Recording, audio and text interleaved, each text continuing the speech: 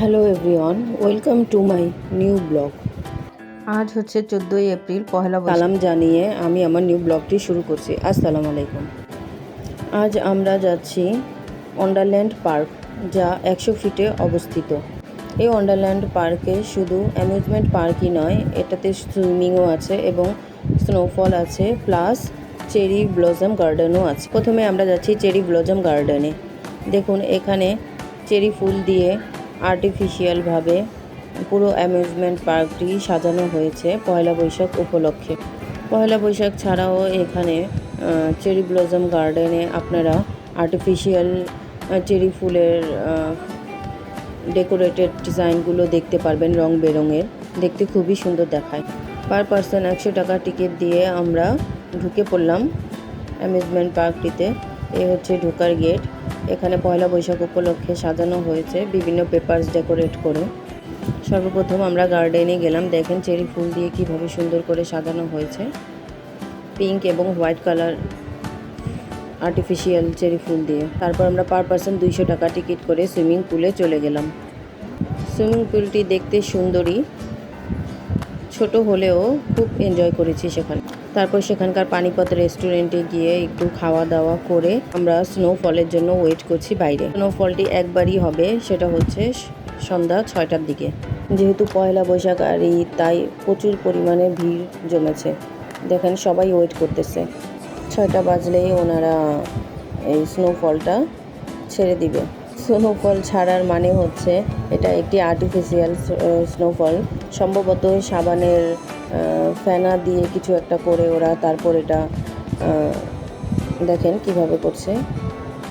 But নিচে আমরা যারা ছিলাম তাদের সবার কাছেই খুব ভালো লেগেছে এই জিনিসটা, খুবই সুন্দর দেখাচ্ছিল। প্লাস আমরা অনেক এনজয় করেছি, অনেক হই হুল্লা, অনেক শব্দ, যে যার মতো অনেক কথা বলছে, কি বলছে তা বুঝতেও পারতেছে না।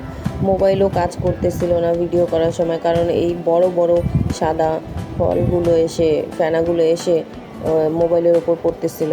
এক পর্যায়ে আমার মোবাইল তো খোলা হয়ে গিয়েছিল, তাই ভিডিও বেশি ভালো আসে নাই। বাট সবাই খুবই এক্সাইটেড ছিলাম, আর সাথে তো সং ছিলই। এবার বলি আপনারা এখানে কিভাবে আসবেন। এখানে আপনারা যেখান থেকে আসেন না কেন, সর্বপ্রথম আপনারা আসবেন গুলশান হয়ে নতুন বাজার। তারপর নতুন বাজার থেকে রিক্সা নিয়ে বললেই হবে যে আমরা ওয়ান্ডারল্যান্ড পার্কে যাব। তখন এই রিক্সাওয়ালা আপনাকে 50 টাকার মধ্যে ভাড়া নেবে ওইখান থেকে, নতুন বাজার থেকে ওয়ান্ডারল্যান্ডে। যেহেতু ঈদ আর পহেলা বৈশাখ দুইটাই ছিল একসাথে, তাই প্রচণ্ড পরিমাণের ভিড় জমেছে এখানে। কে কী করতেছিল কিছুই বোঝা যাইতেছিল না। আমি তো আয়ানকে খুঁজে পাচ্ছিলাম না, হারিয়ে গেল কিনা। বাট ওভারঅল অনেক ভালো লেগেছে। আমি তো বলতেছিলাম যে বন্ধ করেন, অনেক হয়েছে, বন্ধ করেন। আয়ানও অনেক এনজয় করেছে। ঢাকার মধ্যে প্রথমে এরকম অদ্ভুত ইউনিক কিছু একটা দেখতে পেলাম, যা খুবই ভালো লাগলো আমার কাছে।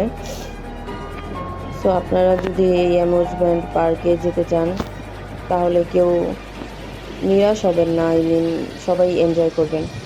আরও বিভিন্ন ধরনের অ্যাক্টিভিটিস আছে এখানে। তারপর আমরা চলে গেলাম ডিজে পার্টিতে।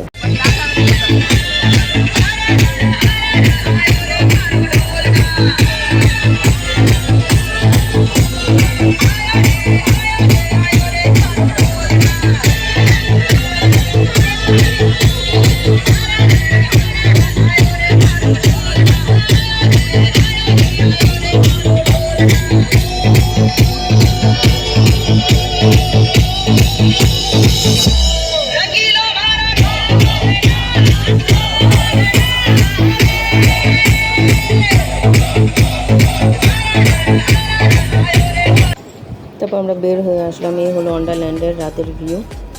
আপনাদের কাছে যদি আমার ব্লগটা ভালো লেগে থাকে তাহলে লাইক, শেয়ার আর সাবস্ক্রাইব করবেন প্লিজ।